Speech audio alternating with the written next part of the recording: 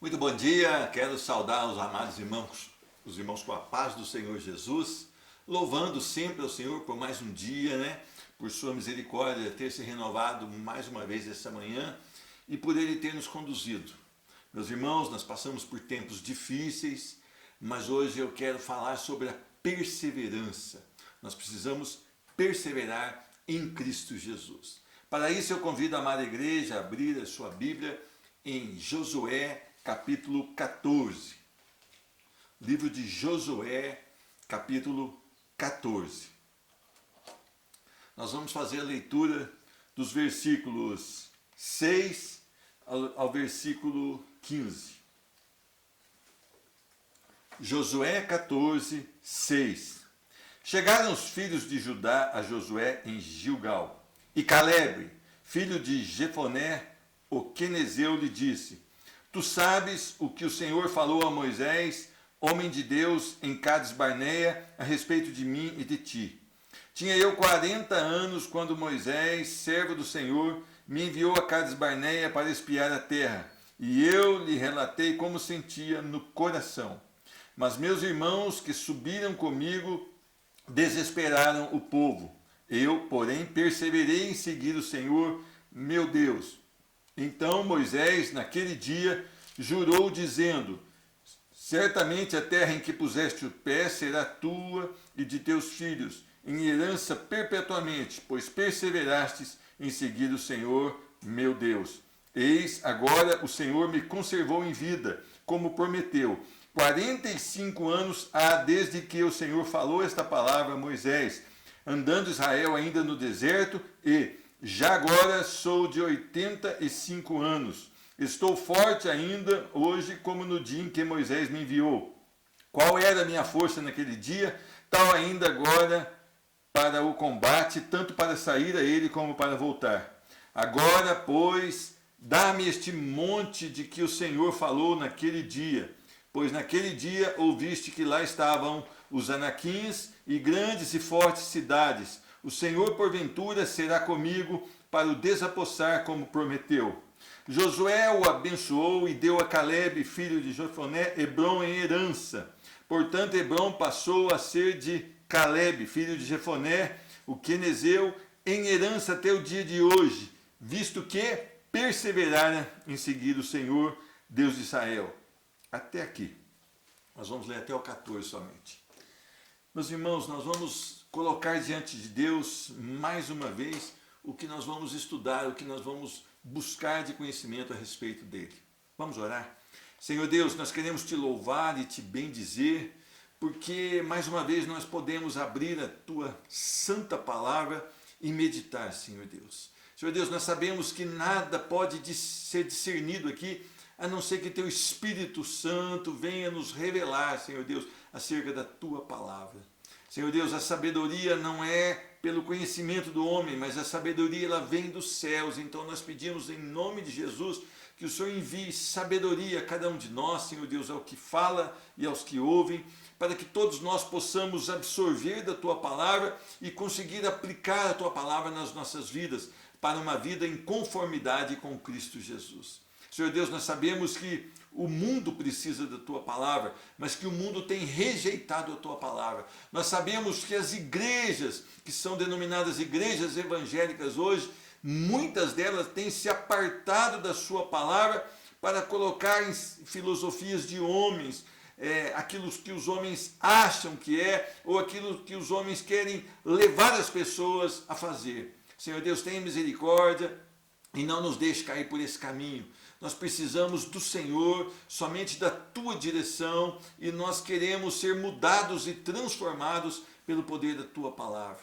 Ora mais uma vez, Senhor Deus, por essa nação que tem passado por essa pandemia, que tem passado dificuldades, Senhor Deus, muitas famílias aí preocupadas, muitas famílias desanimadas com o porvir, mas sabemos que o Senhor governa, que o Senhor está no seu trono, que nada foge do teu controle, e nós sabemos que essa pandemia também veio para nos trazer um alerta, para nos trazer mais próximos com a nossa família, para nos trazer mais dependência do Senhor, para colocar nos nossos corações que nós não podemos nada e não somos nada e que dependemos inteiramente do Senhor. Então eu te louvo, Senhor Deus, por poder passar por esse período difícil, porque sei que, de acordo com a tua vontade, haverá crescimento para aqueles que creem no teu santo nome. Senhor Deus, todas as coisas cooperam para o bem daqueles que amam o Senhor. Então o que nós precisamos é amar ao Senhor, e as circunstâncias da vida não tirarão e não roubarão a nossa fé, o nosso ânimo e muito menos a nossa perseverança, se estivermos firmados na sua palavra, no seu propósito, e é em nome de Jesus que eu oro e agradeço. Amém e amém. Glórias a Deus.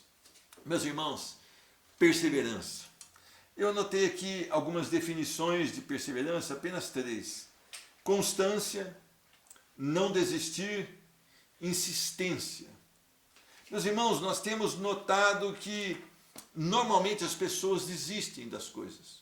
As pessoas começam com muito vigor, mas logo elas desistem. Uma vida em Cristo, ela é seguida pela perseverança. A perseverança é o resultado de uma vida em Cristo. Nós muitas vezes queremos fazer planos nossos, sem o auxílio, sem a direção do Senhor, sem a orientação da palavra, e nós queremos perseverar naquilo. Alguns até conseguem continuar, mas chegam no final e podem chegar à simples conclusão, como Salomão, quando ele escreve Eclesiastes, no capítulo 2, ele chega a uma conclusão: eu possuí todas essas coisas, mas eu vi que isso não é nada. Então, quando nós perseveramos, e esse perseverar é um resultado de uma vida de obediência ao Senhor, aí sim nós estaremos satisfeitos, nós estaremos completos em Cristo Jesus, na sua palavra. E a perseverança será uma característica daqueles que estão em Cristo Jesus. Meus irmãos, a primeira coisa que eu posso tirar é que Caleb era um homem de fé. E ele, sendo um homem de fé, ele tinha a visão alinhada àquilo que Deus o chamou para fazer. Se nós voltarmos lá em Números, capítulo 14, versículos 7 a 9, diz: e falaram a toda a congregação dos filhos de Israel, dizendo: a terra pela qual passamos a espiar é terra muito boa. Se o Senhor se agradar de nós, então nos porá nessa terra e nos-la dará, a terra que mana leite e mel. Tão somente não sejais rebeldes contra o Senhor e não temais o povo dessa terra, porquanto são eles como pão. Retirou-se-lhe deles o seu amparo, e o Senhor é conosco, não os temais. O que nós vemos aqui? Que Caleb, ele não olhava circunstâncias. Que 10 espias chegaram com um relato: a terra realmente é ótima, e trouxeram a amostra do fruto daquela terra. Mas eles estavam preocupados com os gigantes, com os homens de guerra, com as cidades fortificadas. E eles olharam para aqueles homens e disseram: nós, para eles, são como pão, e eles vão nos devorar. Quando Caleb olhou, Caleb estava em Cristo, ele e Josué, então somente 2 espias tiveram uma conclusão diferenciada. A terra é boa, se o Senhor se agradar de nós, então nos porá nessa terra. E eles são como pão para nós, porque o Senhor é que irá conosco. Então nós temos que aprender aqui que a fé é que faz com que um homem simples, um homem que reconheceu os seus pecados, que se arrependeu e que entregou toda a sua vida e toda a sua esperança em Cristo Jesus, ele vive por fé e não por vistas. Então ele enxerga situações, como estamos vivendo a pandemia nesse momento. Quem não crê em Cristo Jesus verdadeiramente, não é acreditar que Cristo exista, mas é depositar toda a sua esperança e confiança no Senhor. Ele diz: olha, essa pandemia, ela traz malefícios, mas ela traz benefícios, porque o Senhor nos dá a oportunidade de nós olharmos para a nossa vida e analisarmos quanto tempo nós não tínhamos uma refeição em conjunto com a nossa família, quanto tempo nós não tínhamos tempo para pensar que nós não precisamos de tudo isso que nós temos adquirido. Muito pelo contrário, nós precisamos de muito pouco, porque agora nós temos que ficar mais em casa. Nós precisamos de uma refeição pela manhã, uma refeição na hora do almoço, uma refeição aí talvez à tarde, uma noite. E isso nos é suficiente, pode ser composta de coisas simples. Então, pela fé, eu creio que essa pandemia, ela traz também ensinamentos profundos e ela nos traz de volta àquilo que tínhamos perdido, que era a comunhão em família. Era a comunhão em família.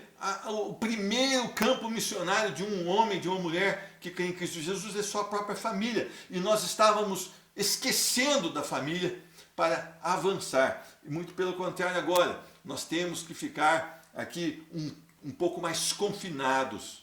E isto tem sido um benefício. Então, quando nós vivemos pela fé, nós cremos que o Senhor está no comando de todas as coisas. E se o Senhor mandou que eles entrassem naquela terra, então não interessa os gigantes que lá haviam, não interessam os homens de guerra que lá haviam, porque é o Senhor que nos deu, o Senhor que nos colocará, e o Senhor, Ele fará com que nós tenhamos o recurso para entrar e possuir essa terra. Então é interessante. Caleb possuía fé. Caleb ele estava na visão da palavra e não na visão sua própria. Por isso Caleb perseverou, porque ele possuía fé. Mas uma coisa que eu aprendo aqui, Caleb era um homem realmente consagrado ao Senhor. Quando nós dizemos consagrado, nós podemos dizer que era separado e era ungido do Senhor para estar naquele determinado lugar. Havia o quê? O chamado do Senhor para tal coisa. E ele estava dentro do propósito de Deus. No capítulo 14 de Números, versículo 24, diz: Deus chama Caleb de meu servo. Caleb, então, ele não era dele mesmo, ele era do Senhor Deus. Quando a palavra diz servo, quer dizer escravo do Senhor. Então Caleb não procurou seus próprios interesses, mas ele procurou os interesses do Senhor. O escravo, ele não busca os seus próprios interesses, mas ele está ali para servir aquilo que o seu Senhor ordena. E Caleb era um homem consagrado. Caleb estava naquela posição porque o Senhor o colocara lá. Ele foi separado para aquilo pelo próprio Deus. Meus irmãos, quantas pessoas que querem fazer aquilo que Deus não chamou para fazer.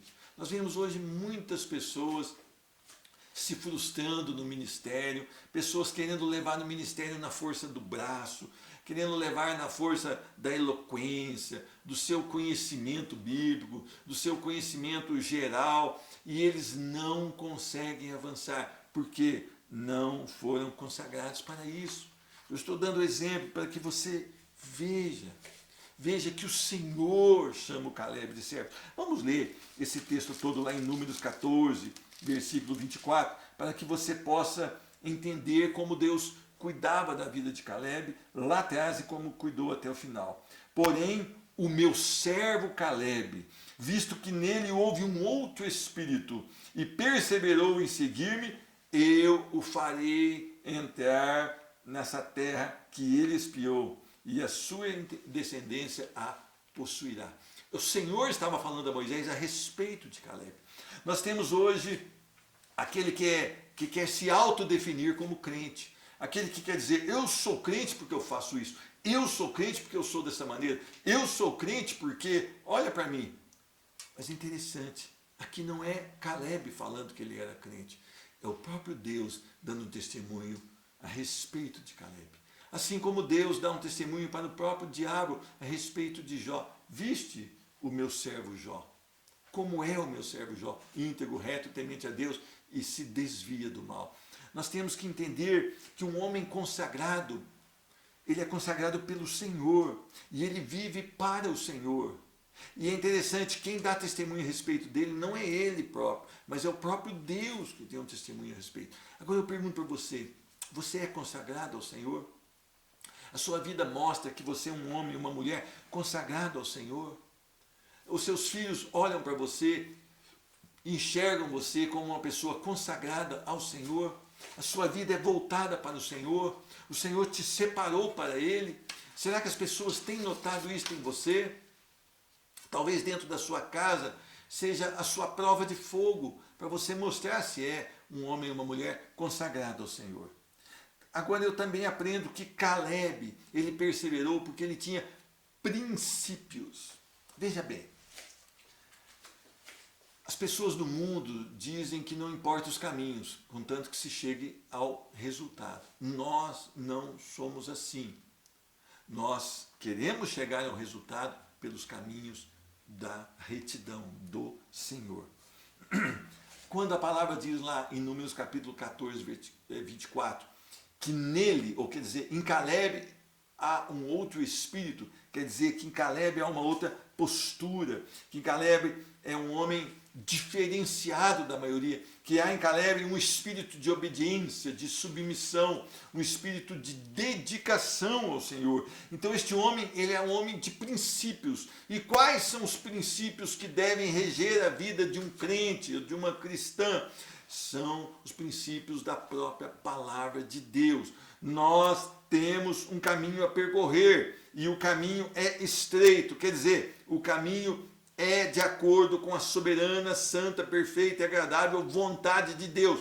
Não é qualquer caminho que eu posso seguir. Meus irmãos, homens de princípios não roubam, não mentem, não adulteram, não fornicam, não consente com aquilo que o mundo diz que é correto hoje, porque você está vendo tantas coisas que o mundo diz que é correto. O mundo diz, não, uma mentirinha até é bom, uma mentirinha até faz bem para a gente. Não, a mentira tem um pai, o pai é o diabo. Então, um homem de princípios cristãos, de características de Cristo na sua vida, não podem viver com a mentira, seja ela pequena ou seja ela grande. Um homem que está de acordo com a palavra de Deus, ele não rouba. Ah, mas ele roubou só uma laranja do vizinho. Ah, ele roubou 1 milhão. Não, quem rouba uma laranja é ladrão. Quem rouba 1 milhão é ladrão. Muitas vezes eu falo para as crianças lá da igreja, se você corre para tomar a pipa de alguém que cai, você está roubando. E as mães dizem, não, isso não é problema, é brincadeira de criança. Tem até uma música do mundo que fala, brincadeira de criança. Não, isso não é brincadeira de criança, isso é mentira. Você deveria correr atrás dessa pipa que está caindo para fazer o favor de devolver àquela pessoa que é dona. Esse seria o princípio de um homem e de uma mulher que estão em Cristo Jesus. Agora, se as mães ensinam, se os pais aplaudem quando ele chega com uma pipa que não é dele e ele traz aquilo como um troféu e os pais aplaudem, eles não têm princípios como o de Calebe. Havia em Calebe um outro espírito, um espírito de adoração, de consagração, de servidão, de obediência, de decência e de moral cristã. Então nós precisamos ver que isso está perdido. As pessoas hoje batem no peito, dizem que são cristãs, mas estão todos atrapalhados na sua vida, no seu casamento, no seu trabalho, na sua empresa, tudo atrapalhado, devendo na praça, com o nome no Serasa, com um péssimo testemunho ali na rua, os vizinhos dão uma péssima referência dele. Então, eles querem dizer que são cristãos, por quê? Eles querem impor que são cristãos, mas na verdade as pessoas não reconhecem que eles pertencem a Cristo, nem que eles são imitadores de Cristo. Meus irmãos, os princípios, eles são baseados quando nós sabemos que a nossa força está em Deus e não em nós mesmos. Quando nós queremos fazer do nosso próprio braço, quando nós queremos achar que nós somos alguma coisa, nós não reconhecemos que a nossa força está em Deus e nós achamos que ela está nos nossos próprios braços, que é o maior engano, é o maior equívoco da vida de um homem e de uma mulher. Nós não podemos nada. Veja diante dessa pandemia, qual é o médico que pode dizer agora, eu posso dar um remédio aqui, ou 2 ou 3, e essa pessoa vai ficar curada com 100% de certeza? Ninguém. A medicina tem colaborado, tem estudado, tem aplicado, e nós temos conseguido bons resultados. Posso dizer até ótimos resultados, mas não são 100%. Por quê? Porque depende do Senhor. Só quando o Senhor der aí o seu aval, ou a sua graça, e alguma coisa for elaborada para terminar com essa pandemia.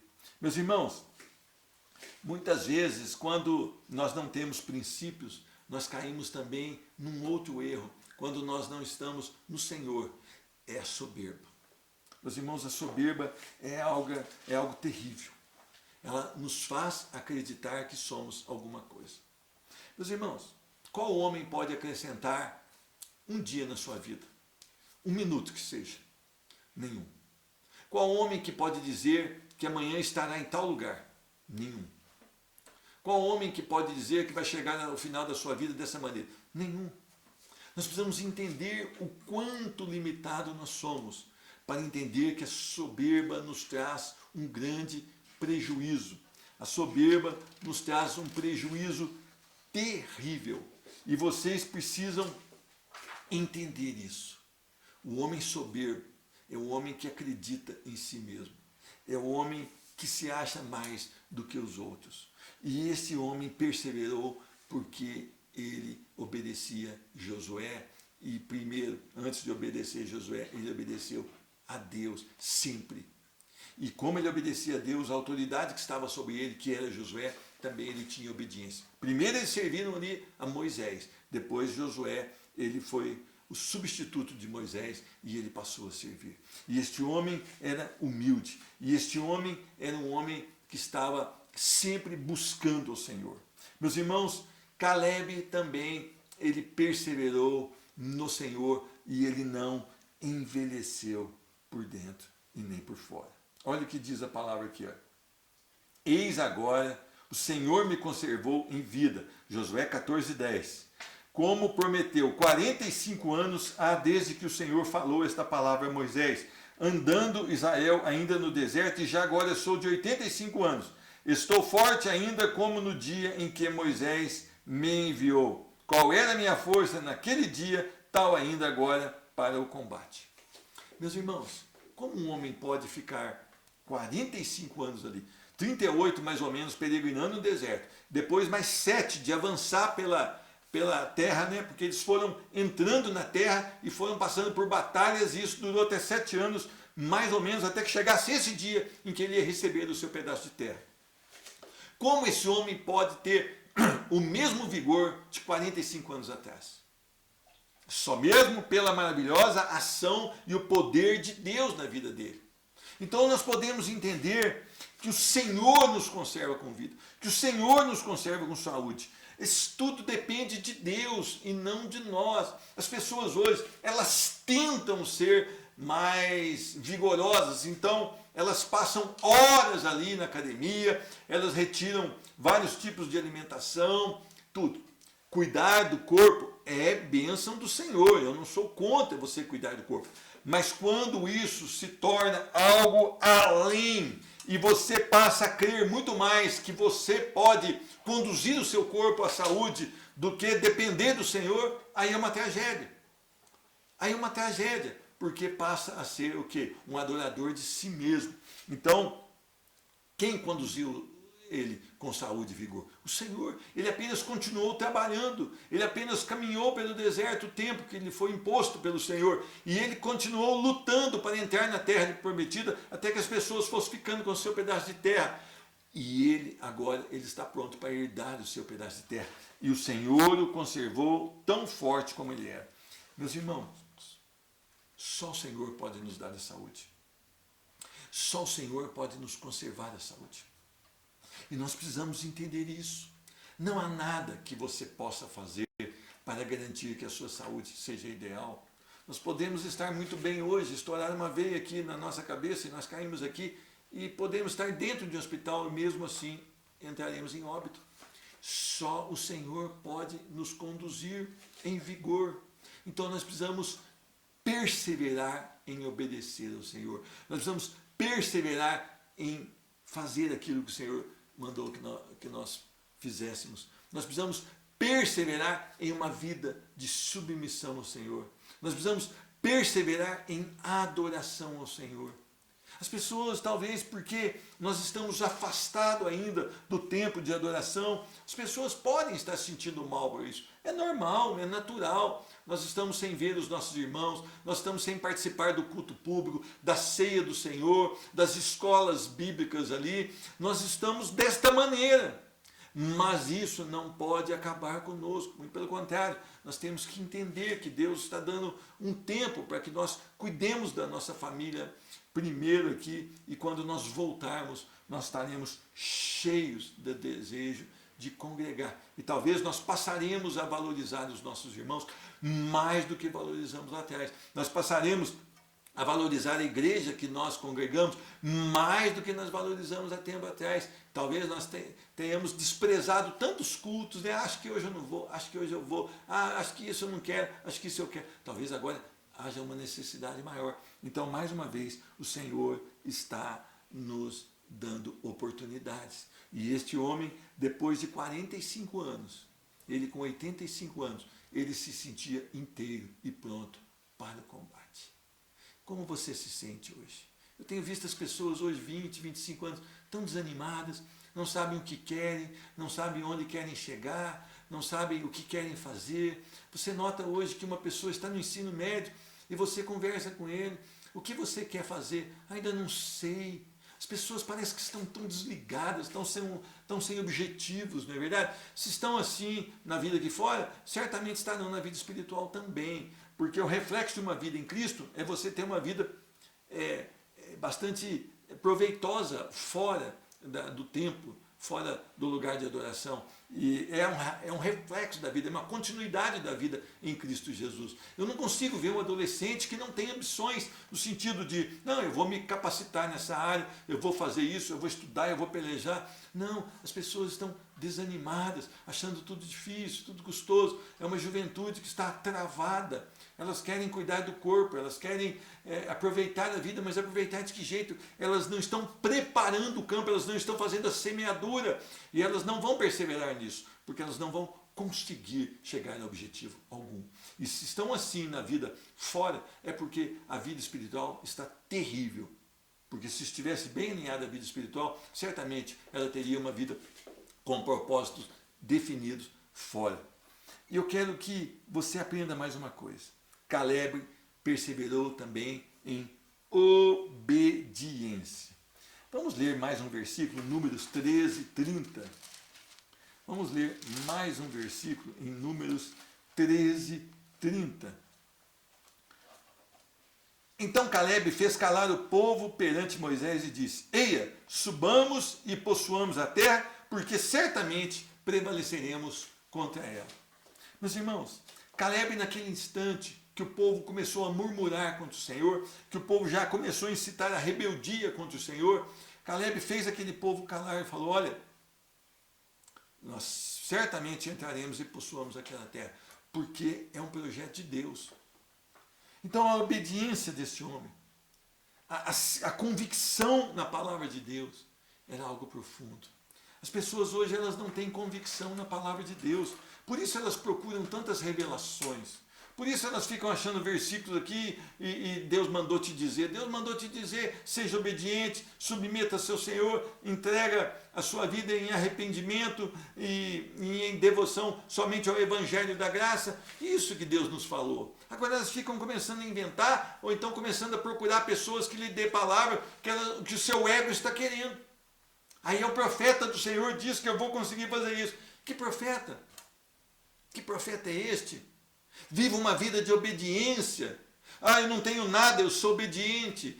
Eu tenho muito, eu sou obediente. Eu estou passando por um período de enfermidade, eu sou obediente. Eu estou passando por um período de saúde, eu sou obediente. Porque tudo posso naquele que me fortalece. A minha alegria, a minha força, o meu vigor está em Cristo e não em mim mesmo. A minha vida é Cristo. Fora de Cristo eu não tenho uma vida. Então eu estou com Cristo. Seja no momento difícil, seja no momento bom. Então nada me importa. Mas estamos vivendo uma pandemia, vamos chorar, vamos murmurar. Não, eu estou em Cristo. E se você morrer agora, eu estarei com Ele pelos séculos dos séculos. Não haverá mais dor, toda lágrima será enxugada dos meus olhos. Não haverá câncer, não haverá Covid, não haverão desavenças, não haverá inveja, porque eu estarei em Cristo Jesus. E lá não haverá estas coisas terríveis que aqui tem. Então, quando eu estou em Cristo Jesus, eu persevero, porque a obediência me leva à perseverança, porque eu quero fazer o que Cristo mandou, ainda que custe a minha própria vida, porque para mim o viver é Cristo e o morrer é lucro. As coisas que eu tinha, os títulos que eu tinha, as coisas que eu tinha, as posses que eu tinha, eu considerei isso tudo como esterco, porque agora eu tenho algo melhor. Então aquilo para mim é nada, porque eu tenho algo melhor, e o melhor que eu tenho é Cristo e uma vida para o poder da sua glória. Ah, meus irmãos, se vocês leem a palavra dessa maneira, as igrejas da prosperidade fecharão hoje ainda. Se nós ensinarmos a Bíblia como ela é, a igrejas da prosperidade fecharão, porque não terão pessoas para ouvir, porque não se interessarão. Eu não quero as coisas desse mundo, eu quero as coisas dos céus. Se Deus me der coisas desse mundo, eu vou usar para a glória dele. Então eu não tenho essa necessidade, não é minha primeira necessidade as coisas desse mundo, porque essas necessidades o Senhor acrescenta. Então eu vou buscar em primeiro lugar o reino de Deus e a sua justiça, e todas as demais coisas serão acrescentadas. Então eu não preciso ficar correndo atrás de profeta de bairro. Eu não preciso parar a irmãzinha do coquinho de fogo na fora da igreja para perguntar como é que vai ser minha vida amanhã. Isso é benzimento, isso é adivinhação. Eu leio a palavra. E a palavra revela para mim que eu preciso ser obediente, que eu preciso temer o Senhor e que eu preciso me santificar. Ou seja, eu preciso ser santificado pela palavra do Senhor. Você não precisa de mais nada a não ser de Cristo Jesus. Eu não preciso de mais nada a não ser Cristo Jesus. É tudo que nós temos. E é tudo que nós podemos ter. E é tudo que pode encher o nosso coração. Cristo. Somente Cristo. O nosso Senhor Jesus Cristo. E Ele prova o seu amor. Deus prova o seu amor enviando Cristo para morrer por nós, sendo nós ainda pecadores. Nós éramos a escória. Nós éramos o poço de perdição. Nós éramos o amontoado de pecados. E Cristo, mesmo assim, se fez carne. Passou por limitações aqui. E foi até a cruz do Calvário. E morreu por mim e por você, pecadores. Sabendo que nós seríamos pecadores. Sabendo de todos os nossos pecados, Ele ainda foi à cruz. E Ele diz, valeu a pena. E Ele obedeceu até a morte de cruz o seu Pai, para que nós tivéssemos vida. E eu não sei o que o mundo pode te dar. O melhor carro do mundo, a melhor casa do mundo, a maior fazenda do mundo, não se comparam ao que Cristo fez por nós. E nós estamos mais interessados no melhor carro, na melhor fazenda, na melhor casa, nas melhores roupas, do que Cristo Jesus. E nós queremos bater no peito e dizer, eu sou um cristão.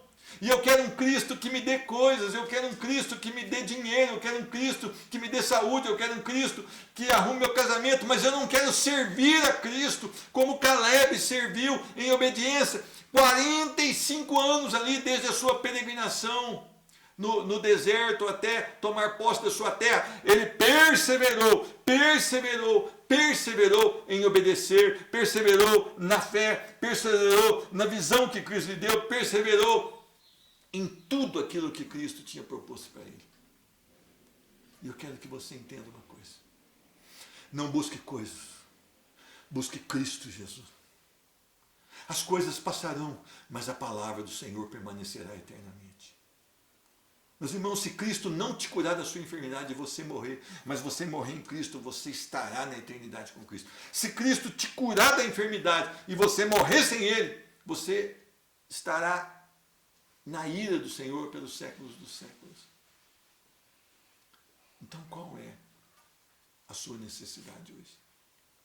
Perseverar é uma característica daqueles que estão em Cristo Jesus. Eu não consigo perseverar na força do meu braço, mas eu consigo perseverar em Cristo Jesus. Veja bem, este texto que está lá em 1 João capítulo 2, versículo 19. Eles saíram do nosso meio, entretanto não eram dos nossos, porque se tivessem sido dos nossos, teriam perseverado conosco, permanecido conosco. Então a permanência é a característica de um salvo. O salvo permanece em Cristo. Tem mais um texto aqui, Apocalipse 2:10. Olha o que diz aqui. Não temas as coisas que tens de sofrer. Eis que o diabo está para lançar em prisão alguns dentre vós, para ser posto à prova, e tereis tribulações de 10 dias. Seja fiel, ser fiel até a morte, e dar-te-ei a coroa da vida. Então eu quero que você entenda. Perseverar é a característica que só aqueles que estão em Cristo Jesus podem ter. Então, faça uma análise agora da sua vida. O quanto você tem amado a Deus. o quanto você tem vivido em obediência ao Senhor, o quanto você tem acreditado no Senhor, o quanto você tem depositado toda a sua confiança no Senhor. Há em você um outro espírito, um espírito de obediência, um espírito de submissão, um espírito de desejo de adorar ao Senhor? Que Deus te abençoe, que Deus nos abençoe e que nós possamos viver para a glória dele. Vamos orar. Senhor Deus, nós entendemos pela tua palavra que nós só podemos perseverar verdadeiramente quando nós estamos em Cristo Jesus. Senhor Deus, há muitas pessoas no nosso meio que ainda não nasceram de novo.